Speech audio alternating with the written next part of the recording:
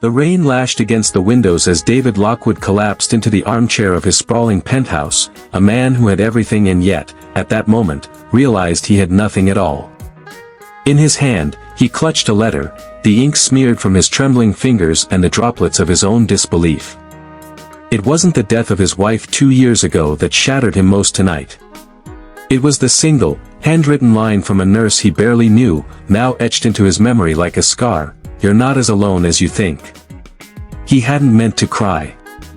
Hadn't meant for the armor he wore for years to crack.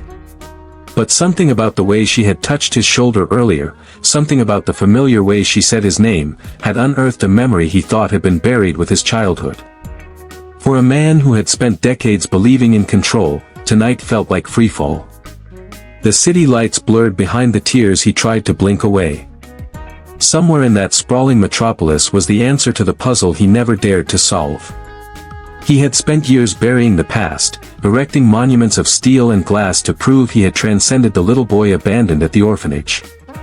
But tonight, a nurse with a kind smile and tired eyes had shattered that illusion in one simple touch. David crushed the letter in his palm, feeling the crinkle of regret. He had to find her. Not just the nurse, but the truth she carried. Because deep down, in the hollow ache behind his ribs, he knew that she was connected to the fragment of himself he had spent a lifetime pretending didn't exist. 24 hours earlier, he hadn't even known her name. The hospital room smelled of antiseptic and muted grief. David had spent most of the past week camped by his father-in-law's bedside, a promise to his late wife that he would not let the old man die alone. Nurses came and went, a blur of scrubs and clipboards. David barely acknowledged them. Until her. Amelia. She wasn't like the others. Where others were brisk, efficient, and politely detached, Amelia lingered. She adjusted pillows with a tenderness that had nothing to do with duty. She hummed under her breath, a soft tune David could almost recognize from a long-forgotten lullaby. She smiled at the old man as if he were more than another task on her endless list. David caught himself watching her more than once. Something about her gnawed at the edges of his memory, but every time he tried to grasp it, it slipped away like mist between his fingers. The final night, when the machines fell silent and the monitors blinked their last, Amelia stayed. Long after the doctors left. Long after the administrators handed David a clipboard with a perfunctory list of mortuary contacts. She stayed. He wasn't afraid, she said, her voice a whisper in the sterile hush. You were here. That meant everything. David nodded, not trusting his voice. He had buried too many words already. Amelia hesitated at the doorway, then turned back. She pressed something into his hand, a letter, neatly folded, worn at the creases. You should have this, she said. It's about you. And then she was gone. It wasn't until he stumbled home, too numb to drink, too broken to sleep, that David opened the letter. It wasn't written by the old man. It was written by a woman named Margaret Lockwood, David's mother. The words blurred as he read, but the meaning hit him like a freight train. She hadn't abandoned him. She had been forced to give him up. And she had left him in the care of someone she trusted, a nurse named Clara. Amelia's grandmother. Which meant. The room spun. The glass of whiskey slipped from his hand and shattered across the marble floor. Somewhere deep in the labyrinth of his memory, a door cracked open. The smell of lavender. The feel of small, sure hands guiding him through darkness. A song, soft and sorrowful, about finding your way back home. David had found Amelia by accident. But destiny had planted her in his path. And the blood that tied them was stronger than any empire he had built. He closed his eyes against the sting of unshed tears. Tomorrow, he would find her. Tomorrow, he would tear down the walls he had spent a lifetime building. Because family, he realized at last, was never about power or pedigree. It was about someone standing by your side when the rest of the world had turned away. And he had been blind to it, until now. The hallway was quiet except for the muffled tapping of soft shoes against polished floors. A week had passed since the storm of realization had shattered Vincent's carefully curated life, and every day since, he found himself lingering near the east wing of the hospital, where she often worked. He told himself it was coincidence. That he had important business with the board. That the scent of lavender and clean linen that seemed to hover in the air had nothing to do with why his steps always slowed outside her department. Charlotte. That was her name. The woman who had unknowingly stitched his broken life together in the aftermath of his wife's passing, only to unravel an even deeper truth he never thought he'd face. The woman who, without realizing it, carried the same eyes he once knew so well, eyes that haunted dusty family albums buried deep in his childhood home. Eyes he had lost decades ago when fate, cruelty, and the selfishness of adults tore two siblings apart. He had not yet spoken to her about it. Had not found the words, or perhaps the courage. Instead, he watched from afar, clinging to small moments like a drowning man to driftwood, the way she smiled at patients, the quiet grace with which she tied her hair back before surgery, the worn edges of a notebook she always carried, scribbled with observations and hopes. Vincent's mind swirled backward through time, to an orphanage on the outskirts of the city, where the walls smelled of bleach and lost dreams. A boy and a girl had once huddled together on iron beds, whispering promises to never be separated. But promises made by children meant little against the ambitions of adults. He was adopted first, whisked away into a life of affluence and expectation, while she, Charlotte, was left behind, a ghost he was encouraged to forget. "It'll be better this way," his adoptive mother had said, stroking his hair. "You need to focus on your future. Not your past." He had been young. He had believed them. But the guilt had never left, festering quietly beneath the success, the tailored suits, the cold marbled halls of the life he built. And now, here she was, without knowing it, walking back into his world not as a sister lost, but as a stranger offering kindness he did not deserve. One rainy evening, unable to bear the silence any longer, Vincent found himself standing at the threshold of the small hospital library where Charlotte often spent her breaks. She sat curled in a chair, a thick medical textbook resting precariously on her knees, glasses slipping down her nose. The lamplight caught the coppery strands of her hair, and for a moment, the years peeled away. She looked like the little girl who once braided daisy chains and whispered dreams of becoming a doctor to him in the dead of night. "Excuse me," he said, his voice startlingly rough. She looked up, blinking owlishly behind her glasses. "Mr. Devereaux," she said, smiling in polite surprise. "Can I help you with something?" He hesitated, words tangling in his throat. How could he tell her? How could he shatter her world the way his had been shattered? He cleared his throat. "Wanted to thank you. For everything you've done." Charlotte tilted her head, a small furrow forming between her brows. "I'm just doing my job, sir." "No," Vincent said, stepping into the room, his shadow stretching long across the floor. "It's more than that. You reminded me that there are still good people left in this world." She smiled, a little shyly, and tucked a loose strand of hair behind her ear. "That's kind of you to say." Silence fell between them, thick and heavy. Vincent could feel the weight of unsaid things pressing against his chest. Before he could stop himself, he gestured to the chair opposite her. "May I?" Charlotte nodded, and he sat, feeling more awkward than he had in decades. "Do you have any family?" he asked suddenly, the question escaping before he could censor it. Something flickered across her face, surprise, then something sadder, deeper. "No," she said softly. "Not really. I grew up in foster care." Vincent's hands clenched into fists in his lap. He wanted to scream, to rage against the heavens for their cruelty. Instead, he forced his voice to stay calm. "I'm sorry," he said.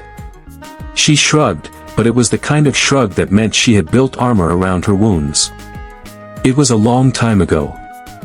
They spoke for a while longer, about inconsequential things, the weather, the hospital's abysmal coffee, a book she was reading about resilience in children. All the while, Vincent watched her, memorizing every detail, every nuance, every echo of the sister he had abandoned without ever meaning to. When he finally left the library, the rain had started again, falling in soft sheets against the windows. He stood for a long time in the empty hallway, the pendant he had worn under his shirt for years, a small silver star she had given him as a child, burning cold against his skin. He had to tell her. He had to make things right. The next day, he asked her to meet him at the small cafe across the street from the hospital after her shift. She agreed, looking a little puzzled but too polite to refuse. The cafe was warm, filled with the rich smell of coffee and the low murmur of conversations. Vincent chose a booth in the corner, where they would have privacy. He arrived early, heart hammering against his ribs like a desperate drum. When Charlotte walked in, her cheeks pink from the cold, Vincent felt time fracture around him. She smiled as she approached, and he thought he might break into 1,000 pieces. They ordered coffee. Talked awkwardly about their days. Finally, when the waitress had retreated and they were alone, Vincent took a deep breath. "Charlotte," he said, voice low. "There's something I need to tell you. Something important." She set her cup down, sensing the gravity in his tone. "All right." Vincent hesitated, the words catching, snagging, refusing to be freed. He reached into his pocket and withdrew the pendant, placing it carefully on the table between them. Her eyes widened as she stared at it. "I had a sister once," he said hoarsely. "A long time ago. We were separated. I was adopted. They told me to forget her." Charlotte's hand trembled as she reached for the pendant. Her fingers brushed the cool metal, and something crumbled in her expression, shock, disbelief, a dawning, painful hope. "Your name was different then," he said. "But your eyes, your smile." Tears welled in her eyes, spilling over silently. "Vinny," she whispered, using the nickname only one person in the world had ever called him. He nodded, unable to speak past the lump in his throat. And in that tiny, bustling cafe, amidst the clatter of dishes and the hiss of the espresso machine, two souls who had been torn apart by time, by circumstance, by the cruelty of fate, found each other again. Neither spoke for a long time. There were no words large enough for what had been lost, or for what had miraculously been found. But when Charlotte reached across the table and gripped Vincent's hand in hers, trembling and sure all at once, he knew that somehow, impossibly, they had both been given a second chance. The night after Nathaniel held the crumpled note in his trembling hand, he couldn't sleep. The words burned in his mind, refusing to be forgotten. "You saved me once. Now it's my turn." He stood by the massive windows of his penthouse, the city sprawled out like a glittering carpet beneath him, but he felt utterly alone. Questions circled his mind, relentless and sharp. Who was she really? Why did her voice sound like a forgotten lullaby he couldn't place? And why did her touch ignite a phantom ache deep within his bones? The past clawed at him, blurry and broken. Memories he had locked away after the accident that had taken his wife and child, pressed against the edges of his consciousness. The nurse, Evelyn, had appeared just when the loneliness had nearly consumed him. She had brought an inexplicable sense of familiarity, a kindness that felt eerily personal, even as he convinced himself it was nothing more than professional courtesy. Desperate for answers, Nathaniel dove into old family records the next morning. He pulled out dusty photo albums, yellowed documents, and letters tied together with brittle string. Hours passed as he sifted through the fragments of a life he had long neglected. Finally, tucked inside a box of forgotten mementos, he found it, a letter written in a delicate, feminine hand. His mother's handwriting. "To my dear children, wherever life may scatter you." His breath caught. Children. Plural. He remembered the arguments between his parents, the whispers late at night when they thought he was asleep. A sister. A baby girl given up for adoption when times were too hard, when their father's pride wouldn't allow another mouth to feed. Nathaniel had been too young to understand, too sheltered by privilege to grasp the reality of loss. It was easier to pretend she had never existed. Until now. Until Evelyn. His hands shook as he pieced it together. The timelines, the clues, her uncanny resemblance to the mother he barely remembered. The ache in his chest wasn't guilt alone, it was recognition. He needed to be sure. Driven by a force he couldn't explain, Nathaniel arranged to meet Evelyn outside of the hospital shift. He found her sitting alone on a park bench, feeding bits of bread to a flock of persistent pigeons. The early autumn light slanted through the trees, casting her in a warm, golden glow. She smiled when she saw him, the same tentative, shy smile that had first disarmed him. "You found me," she said softly, as if she had been expecting him all along. "I need to ask you something," he said, voice hoarse. He sank down onto the bench beside her, heart hammering so loudly he was sure she could hear it. "I know," she whispered, setting the bread aside. She turned to face him fully, her expression open, vulnerable. "You want to know why you feel like you've known me forever?" He faltered, words catching like thorns in his throat. "I need the truth." She took a deep breath, the pigeons fluttering away at the sudden movement. My real name isn't Evelyn. It's Evangeline.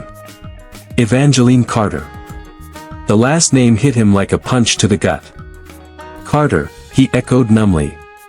"That's our mother's name," she finished for him. Her eyes shimmered with tears, but she didn't look away. "I spent years wondering if I was crazy for feeling drawn to you. I didn't have proof, until the accident. When you needed help, when you were at your lowest, I thought maybe it was fate giving us a second chance." Nathaniel closed his eyes against the tide of emotion threatening to drown him. All the pieces locked into place. The way she had cared for him with a tenderness that defied explanation, the way she had spoken words he hadn't realized he needed to hear. She hadn't just been healing his body, she had been trying to heal the gaping wound in his soul. "Why didn't you tell me sooner?" he asked, voice cracking. "Because I was afraid," she said, tears slipping down her cheeks. "Afraid you'd reject me. Afraid you'd hate me for existing." "I could never hate you," he whispered. "Not now. Not ever." Silence stretched between them, thick with the weight of years lost and words unsaid. Nathaniel reached out, tentatively, and took her hand in his. Her fingers were cold, trembling, but she didn't pull away. "I don't know how to do this," he admitted. "I don't know how to be a brother." Evangeline laughed softly, a sound both broken and beautiful. "We'll figure it out. Together." They sat there until the sun dipped below the horizon, casting the park into twilight. For the first time in years, Nathaniel felt something shift inside him. A crack in the armor he had built around his heart. A fragile thread of hope weaving itself through the ruins. Later that night, he stood once more at his window, but this time, he wasn't alone. Evangeline was there, curled up in an armchair with a book she had pulled from his neglected shelves. She glanced up and smiled, and Nathaniel smiled back, the simple act feeling monumental. Family. A word he had forgotten the taste of. A word he was learning to savor again. Outside, the city buzzed with life. But inside that high-rise fortress, two lost souls had found their way home to each other. Nathaniel knew the road ahead wouldn't be easy. There were years of distance, pain, and ignorance to bridge. But for the first time, he wasn't afraid of the journey. Because some broken things aren't meant to be discarded. Some are meant to be rebuilt, stronger than before. And so, with the ghosts of the past finally at rest, Nathaniel and Evangeline began the long, halting, beautiful process of becoming what they were always meant to be, a family. Not perfect. Not whole. But together. And in the quiet spaces between their words, in the laughter that slowly returned to the cold halls of his home, in the tears that fell without shame and were caught without judgment, Nathaniel realized something else. Sometimes, salvation doesn't come in grand gestures or epic battles. Sometimes, it comes in the form of a nurse with a haunted smile. Sometimes, it comes from remembering who you were always supposed to be. The sky above the small coastal town had shifted to a muted gray by the time Ethan found her again. It was not in the grand fashion he had once envisioned, no dramatic entrances or swelling music, but in the simplicity of an afternoon at a public park where the world kept turning, unaware of the storm brewing in his heart. Charlotte was there, sitting on a worn wooden bench beneath an ancient oak tree, her hair caught by the breeze, her hands resting lightly on her lap as she watched a group of children play tag near the swings. Ethan stood frozen for a long moment, his heart pounding so hard he thought it might crack his ribs. He had imagined this meeting 1,000 times during sleepless nights, what he would say, how he would explain the unforgivable. But now, faced with the reality of her presence, all words fled, leaving only raw, trembling emotion. He took a step forward, and then another, the gravel crunching underfoot loud in the quiet air between them. She turned her head slightly at the sound, her gaze locking onto his with a calmness that shook him more than any fury could have. There was no anger there, no reproach, only a weary sadness and a resignation that pierced deeper than any accusation. For a long moment, they simply stared at each other, two figures framed by the dying light of day, separated not by distance but by the weight of all the things left unsaid. Then, slowly, Charlotte rose from the bench, brushing imaginary dust from her skirt, as if preparing herself for a confrontation she neither sought nor feared. Ethan swallowed hard, finding his voice buried under layers of regret. "Charlotte," he managed, his tone cracking under the strain of all that he felt. I didn't know. If I had known." She held up a hand, a simple gesture that stopped him cold.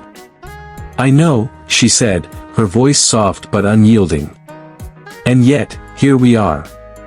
A little boy came running towards them then, his small legs pumping with the joyous abandon of youth. He crashed into Charlotte's side, clinging to her leg with a laugh, before peeking shyly up at Ethan. The world seemed to still in that instant as Ethan dropped to one knee, coming eye level with the boy who bore his own eyes, his own stubborn tilt of the chin. "Hi there," Ethan said, his voice barely a whisper. "What's your name?" The boy grinned, missing a front tooth. "My name's Sammy," he declared proudly. Sammy. Samuel. The name he had once promised himself he would give a son, in honor of the brother he had lost long ago. Tears blurred Ethan's vision as he looked up at Charlotte, who gave a small, almost imperceptible nod. "Sammy," Ethan repeated, the word tasting like redemption and sorrow on his tongue. "That's a strong name." Charlotte knelt beside them, wrapping an arm protectively around Sammy. "He's a strong boy," she said. There was pride in her voice, but also a fierceness born of years of being everything to this child. "I want to know him," Ethan said, the plea in his voice undeniable. "I want to know you both. If you'll let me." Charlotte studied him for a long moment, as if weighing his soul in her hands. The breeze ruffled her hair, and for a moment, Ethan saw not the weary woman shaped by hardship, but the girl who had once laughed with him under a rain-soaked sky. "Trust isn't something you ask for," she said finally. "It's something you earn." He nodded, tears sliding silently down his cheeks. "Then let me earn it. Please." For the first time, a flicker of something warm crossed her face. Not forgiveness, not yet, but the smallest spark of hope. She rose, taking Sammy's hand in one of hers, and after a hesitant pause, she extended the other towards Ethan. The contact was electric. His fingers closed around hers, afraid that if he let go, he would lose this second chance forever. "One step at a time," she said. "One step," he echoed, his voice rough but steady. As they began to walk together across the park, Sammy skipping between them, Ethan felt the crushing weight of the past lift slightly from his shoulders. There would be no quick fixes, no easy absolutions. But there would be movement. Forward. They walked until the sun dipped below the horizon, until the first stars pricked the darkening sky. Sammy tugged at Ethan's hand, pulling him towards the swings, and for the first time in what felt like a lifetime, Ethan laughed. It was a broken sound, rusty from disuse, but real. Charlotte watched them, a soft smile curving her lips. She knew the road ahead would be hard. There would be questions, and answers neither of them might want to hear. But there was time now, time to rebuild, to reclaim what had been lost. As Ethan pushed Sammy on the swing, their laughter mingling with the night air, Charlotte felt a warmth bloom in her chest. She touched the locket around her neck, a simple silver pendant, worn and battered by years of clutching it through tears and prayers. Inside the locket was a picture, two children standing side by side, grinning with the unself-conscious joy only siblings could share. Her fingers brushed the worn photo, and for the first time in a long time, she let herself believe. Perhaps the past had been cruel. Perhaps fate had scattered them like leaves in a storm. But here, under the indifferent gaze of the stars, there was a chance to gather the pieces again. To stitch together a future not out of obligation, but out of love. Ethan caught her gaze across the playground and smiled, a true, unguarded smile that reached his eyes. Charlotte smiled back, her heart swelling with a bittersweet symphony of sorrow and hope. Not all lost things are gone forever. Some are simply waiting to be found, in their own time, in their own broken, beautiful way.